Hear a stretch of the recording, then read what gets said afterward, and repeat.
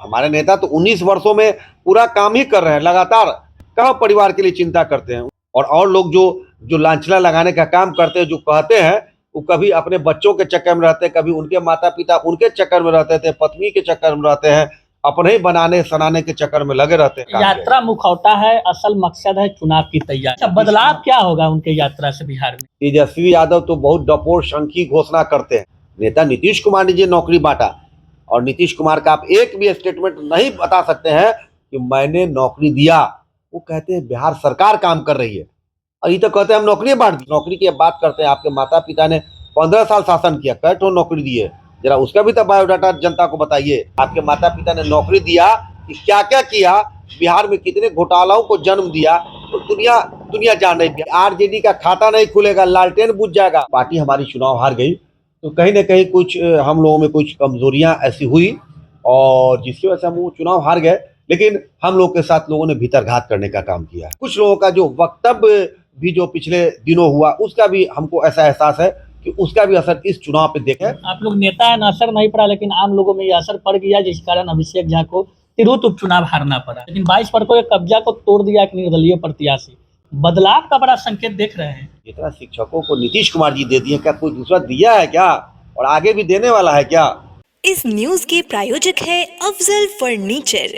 दिसंबर का महीना है और सियासी पारा चढ़ा हुआ है। आपको बता दें कि मुख्यमंत्री नीतीश कुमार 2025 के बिहार विधानसभा चुनाव की तैयारी में जुट गए हैं। एनडीए का नारा है 2025, 225 और फिर से नीतीश।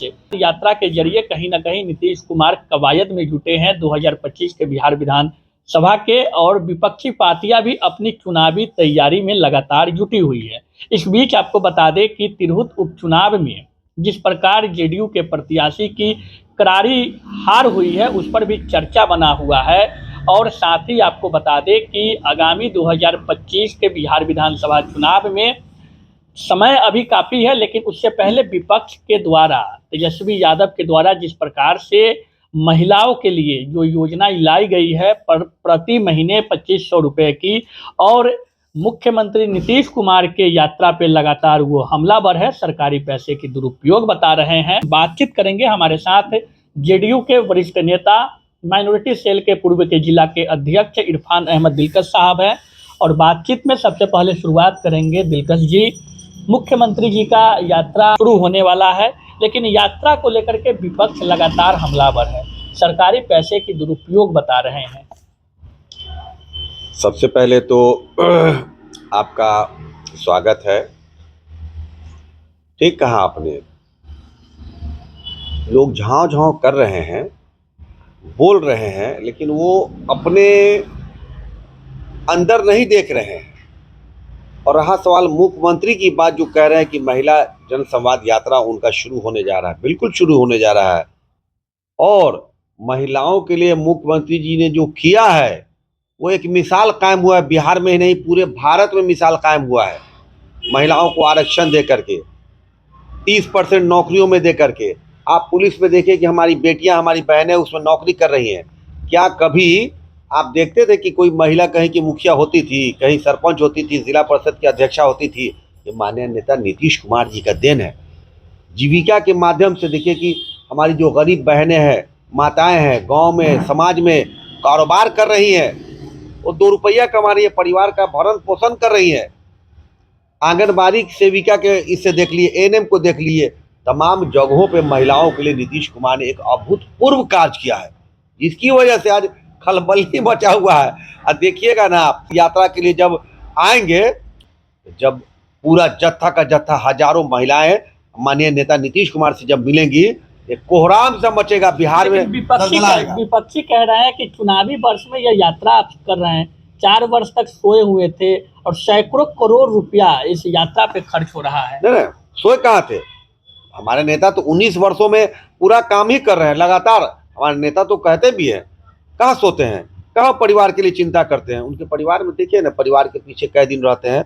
और लोग जो लांछना लगाने का काम करते हैं, जो कहते हैं, वो कभी अपने बच्चों के चक्कर में रहते हैं, कभी उनके माता पिता उनके चक्कर में रहते थे, पत्नी के चक्कर में रहते हैं, अपने ही बनाने सनाने के चक्कर में लगे रहते हैं। ऐसा नहीं, नेता नीतीश कुमार हमारे 19 वर्षों से महिलाओं के लिए काम कर रहे हैं, और आज फिर से पूछने आ रहे हैं कि आप बताइए, हमने बिहार में शराबबंदी लागू किया, आपको अच्छा लग रहा है ना, अच्छा से काम जीविका का चल रहा है ना, ये सब हालचाल लेने के लिए इनसे आ रहे हैं। अच्छा, बदलाव क्या होगा उनके यात्रा से बिहार में? बहुत बदलाव होगा। महिला तो इस कदर व्याकुल होंगी, आप देखिएगा कि पिछला चुनाव में भी हमारा जो है महिलाओं का प्रतिशत वोट हमारा बढ़ा और लगातार बढ़ ही रहा है। और जब महिला खुद मिलेगी और नेता को अपनी बात कहेगी, कहीं कोई कमी बेसी होगा तो निश्चित रूप से अभी से भी उनके लिए काम किया जाएगा। और 2025 में जब हमारे नेता फिर से जब मुख्यमंत्री की शपथ लेंगे तो बचे हुए काम को महिलाओं का जो होगा वो और भी तेजी से उसका काम यात्रा मुखौटा है, असल मकसद है चुनाव की तैयारी। नहीं, चुनाव में तो हम लोग जा ही रहे हैं। 2025 में जो हमारा शेड्यूल टाइम है, अक्टूबर नवंबर में चुनाव होने का, तो चुनाव तो होगा ही। अभी मोटा मोटी मान के चलिए 7-8 महीना है। इस बीच हमारे नेता अगर जानकारी ले रहे हैं कि अपनी माँ बहनों से कोई दिक्कत हो, कोई परेशानी हो, जो हमने महिलाओं के लिए उत्थान के लिए काम किया है, उसमें आपको क्या अच्छा लग रहा है, क्या बुरा लग रहा है, वो सब फीडबैक लेने आ रहा है, जानकारी लेने। महिलाओं के लिए आप बता रहे हैं कि मुख्यमंत्री जी काम कर रहे हैं। तेजस्वी यादव जी ने घोषणा कर दिया है मैया बहना योजना को लेकर के 2500 रुपया प्रति मन देंगे। सरकार की टेंशन बढ़ने वाली है। नहीं, सरकार का कोई टेंशन नहीं बढ़ने वाला। तेजस्वी यादव तो बहुत डपोर शंकी घोषणा करते हैं। आप एक बात बताइए ना, आप भी जहाँ से ग्राम से आते होंगे, मैं भी जहाँ ग्राम में रहता हूँ, हमारे यहाँ मुखिया है, उप मुखिया है, सारे लोग हैं। तो कोई उप मुखिया कहीं किसी को काम दे सकता है, नौकरी दे सकता है, वो सर्टिफिकेट पर साइन कर सकता है क्या? नेता नीतीश कुमार ने जो नौकरी बांटा, और नीतीश कुमार का आप एक भी स्टेटमेंट नहीं बता सकते हैं कि मैंने नौकरी दिया। वो कहते हैं बिहार सरकार काम कर रही है, और ये तो कहते हैं हम नौकरी बांट दिए ना। तेजस्वी यादव कहते हैं कि हम धक्का दे करके काम करवाए, जो हमने वादा किया बिहार की जनता से 5 लाख नौकरी बांटे। हर सभा में उनकी बात रहती उनके है। कहने से थोड़े हो जाएगा। पीठ तो अपना कोई भी थपथपा लेता है, लेकिन जनता तो जानिए न रही है कि नौकरी तो नीतीश कुमार दिए हैं। आप एक बात बताइए ना, जिस नौकरी की बात करते हैं, आपके माता पिता ने 15 साल शासन किया, कै ठो नौकरी दिए, जरा उसका भी तो बायोडाटा जनता को बताइए। आपके माता पिता के शासन काल में आपका बचपना था, आपके माता पिता ने नौकरी दिया कि क्या क्या किया, बिहार में कितने घोटालाओं को जन्म दिया, तो दुनिया जान रही, बिहार वासी जान रहे। 2025 में 225 का लक्ष्य एनडीए रखा है, मुकम्मल हो जाएगी? मुकम्मल नहीं होगी। आपको बता दे रहे हैं बात कि आरजेडी का खाता नहीं खुलेगा, लालटेन बुझ जाएगा। वो दिन याद कर लिए 2010 का चुनाव, जो लहुआ 10 सर्कुलर का गेट भी नहीं खुला था। याद रखिए, वो लहर एनडीए का आने वाला है। और ये 2025 तो हमारा जो लक्ष्य है उससे भी ऊपर हमारे पूरे एनडीए के साथी मिलकर के हम लोग काम कर रहे हैं, और लालटेन पूरी तरह से बुझा देने का 2020 में तो जेडीयू तीसरे नंबर की पार्टी बन गई, सबसे छोटी पार्टी बन के उभरी थी। इस बार उम्मीद कैसे करते हैं? नहीं, छोटी पार्टी या बड़ी पार्टी की बात नहीं। आप एक बात को और भी समझिए, अच्छे से समझिए।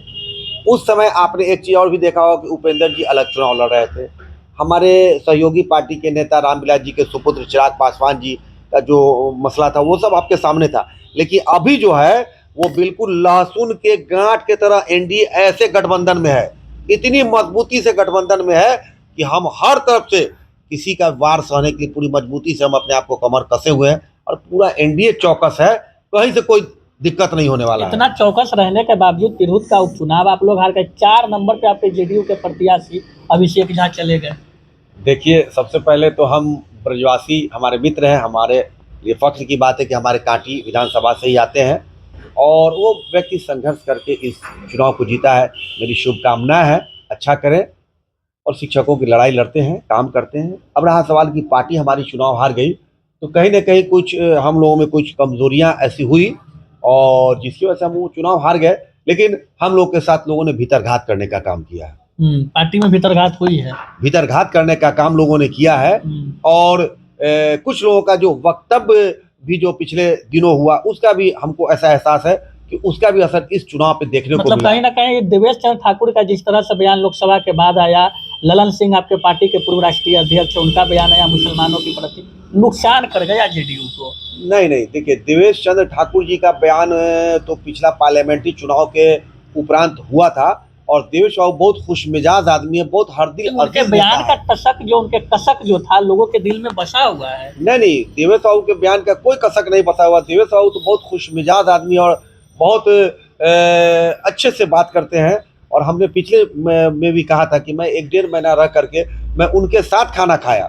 वो पंडित जी हैं, मैं मुसलमान हूँ, और मैं मुसलमान तो खैर क्या कहिएगा कि हम तो मिला जुला संस्कृति वाले लोग हैं, लेकिन वहाँ दाढ़ी टोपी वाले मुसलमान भी देवेश बाबू के साथ एक टेबल में खाना खाते थे। लेकिन वही ना कहे थे कि मुसलमान यादव क्या क्या कई जाति का नाम लेकर के कि हमारे यहाँ आएंगे, चाय पानी नाश्ता करा करके भेज देंगे, वोट उठ नहीं दिया है। उसी लाइन पे मैं जाना चाहता हूँ। देवेश बाबू का दर्द ये था, जब वहां चुनावी सभा हम लोग कर रहे थे तो काफी भीड़ हो रही थी, पोखरा शरीफ में, गारा शरीफ में, तमाम जगहों पे भीड़ हो रही थी, और भीड़ के अनुपात में जो वोट हमको नहीं आया, हमारे नेता देवेश चंद्र ठाकुर जी को इस बात का ही दुख हुआ था। कैसे नहीं दुख होगा, दुख होना भी चाहिए कि हम काम करें, आज शाम का 5 बज जाए और मजदूरी हमको 500 रुपया मिल रहा है, मजदूरी 100 रुपया मिलेगा, वो दुख था, वो बात उनकी अलग थी। और नेक्स्ट डे ही देखिए देवेश बाबू का जो है अंतरात्मा की आवाज थी, बात बोले, गुस्सा हुआ, खत्म हुआ मामला।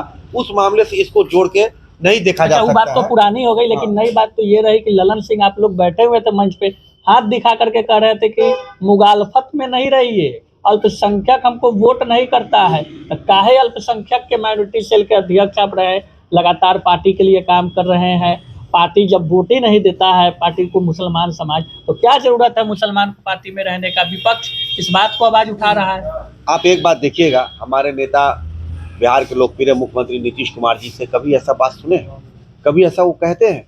आपको अभी बता दूं कि पिछले दिनों बीजेपी के मंत्री ने, बीजेपी के सांसद ने अल्पसंख्यक समुदाय के बारे में कुछ कहा, तो एनडीए की बैठक तुरंत मुख्यमंत्री जी ने एक अन्य मार्ग में बुलाया और सबों लोगों को उन्होंने समझाने का काम किया और कहा कि पहले की अपेक्षा मुसलमान भाई हमको वोट कर रहे हैं, ठीक है कम कर रहे हैं, लेकिन आप लोग वहाँ जाइए। तो हमारे नेता का ये सोच है, अगर हमारे दूसरे पंक्ति के नेता अगर कुछ अपशब्द शब्दों का भी प्रयोग करते हैं या कुछ कहते हैं तो उससे हम लोग को कोई असर उसका पड़ने वाला नहीं है। आप लोग नेता है ना, असर नहीं पड़ा, लेकिन आम लोगों में ये असर पड़ गया, जिस कारण अभिषेक झा को तिरहुत उपचुनाव हारना पड़ा। नहीं, कुछ जनमानस है, सबके दिल की बात तो मैं नहीं बता सकता, कहीं किसी लोगों को कुछ बातों से ऐसा लगा है, ठीक है, हमारी हार हुई है, हम हार को स्वीकारते हैं और फिर हम लोग जनता के बीच हैं, जनता से अपनी बात को फिर से रखेंगे। ये तो मात्र 18 महीने का चुनाव है। लेकिन 22 पर को कब्जा को तोड़ दिया एक निर्दलीय प्रत्याशी, शिक्षक नेता निर्दलीय प्रत्याशी, बदलाव का बड़ा संकेत देख रहे हैं। नहीं तो बता रहे, देखिए विधानसभा का चुनाव वो अलग होता है, ये सब जो शिक्षक एमएलसी का चुनाव हुआ या ग्रेजुएट कंस्टिट्यूशन, ये सब चुनाव अलग होता है, उन सब से इसको जोड़ करके अभी आप देखे नहीं है, बेला में हमने 4-4 सीट उपचुनाव का जीता है। और हाँ सवाल ये, अभी आप जो मुस्लिमों पे बात कर रहे थे, तो मुसलमानों ने तो साबित कर दिया कि बेला चुनाव जीते, जिसमें प्रशांत किशोर जी का भी बयान आया कि मुसलमान, हमको उम्मीद थी कि मेरी तरफ आएगी, लेकिन बड़ा जत्था उनका जेडीयू की तरफ चला गया। लेकिन तिरहुत में शिक्षक की नाराजगी कहीं ना कहीं सरकार के खिलाफ बंशीधर ब्रजवासी के साथ वोटिंग की है और कह रहे हैं कि 28 विधानसभा का यह बड़ा क्षेत्र है तिरहुत का, 2025 के भी चुनाव में अपनी ताकत का एहसास सरकार को कराएंगे। नहीं, हमने पहले भी कहा कि ये चुनाव अलग है। रहा सवाल शिक्षक का, तो हमको वो दिन भी याद है, एक जब शिक्षक को जो है मानदेय में कमी था, उनको ये जो दर्जा भी नीतीश कुमार जी ने दिया है, राजकर्मी का दर्जा दिया, नहीं मिला हुआ था, तो एक जगह एक शिक्षक जो है बोर्ड लेके तख्ती दिखा रहे थे, नीतीश कुमार जी ने कहा, क्योंकि हमारे नेता बहुत बुद्धिजीवी है, इंजीनियर है, समझाया, कहा अरे रुको ना यार, हम ही तुमको दिया और हम ही देंगे। आप बताइए ना, नीतीश कुमार जी के 19 साल शासन काल में जितना शिक्षकों को नीतीश कुमार जी दे दिए, क्या कोई दूसरा दिया है क्या, और आगे भी देने वाला है क्या? नीतीश कुमार जी शिक्षक के प्रति वचनबद्ध है। अभी आप देखिए ना, ट्रांसफर का जो मसला है कितना अच्छे से सॉल्व उन्होंने कर दिया। जो हमारी माँ है, बहनें हैं, बच्चियां हैं, जो नौकरी दूसरे जिला में जाकर कर रही, उनको बिल्कुल अपने होम ब्लॉक में ला रहे हैं। कम बड़ी बात है, होम पंचायत में आ रहा है, पंचायत के बगल में उनका स्थानांतरण किया जाएगा। जो हमारे भाई हैं जो दूसरे जिला में काम करें, उनको अपने जिला में ला कर, विपक्षी का घोषणा जिस प्रकार लोगों के, आम लोगों के लिए हो रहा है, तो कहीं ना कहीं ये नीतीश कुमार के लिए, आपकी पार्टी के लिए एक बड़ा संकट दिख रहा है। नहीं, कहीं से नहीं, वो जनता अच्छे से बूझ रही है। ये सिर्फ वादा और भाषण से कहीं काम चलने वाला नहीं है। वो सब हर जगह, हमने पहले भी कहा है, हर जगह वो फील है, वो क्रिकेट का पिच में हो तब भी फेल है और जनता के बीच में हो तब भी फेल है। तेजस्वी यादव जी बड़ा बोलते हैं, जनता अच्छे से बोलती है, और उनके जो विधायक हैं और जो मंत्री वगैरह रहे हैं, वो लोग भी बड़ी बातें जो करते हैं, ये सब बात में कोई वजन नहीं है, जनता समझती है। और वो भी कहते हैं दबे जबान से कि आज अगर 19 साल में विकास हुआ है तो नीतीश कुमार जी के शासन काल में विकास। चलिए, इरफान अहमद दिलकश साहब हमारे साथ थे, बातचीत हुई, वर्तमान राजनीतिक परिदृश्य में जिस प्रकार नीतीश कुमार अपनी चुनावी तैयारी में निकले हैं, हालांकि यात्रा को लेकर विपक्ष के द्वारा जो सवाल उठाया जा रहा है उन सवालों पर भी इन्होंने अपनी प्रतिक्रिया दी है। तिरहुत उपचुनाव में जिस प्रकार जेडीयू के प्रत्याशी की करारी हार हुई है उन पर भी इन्होंने अपनी प्रतिक्रिया दी है। बातचीत कैसी लगी है कमेंट करके बताइए। तब तक दीजिए इजाजत, धन्यवाद। शादी का फर्नीचर सेट 34,500 से स्टार्ट। AFZ फर्नीचर के ऑफिशियल यूट्यूब चैनल पर विजिट करिए विशेष जानकारी के लिए और परचेज करिए बिहार के सबसे बड़े शोरूम से।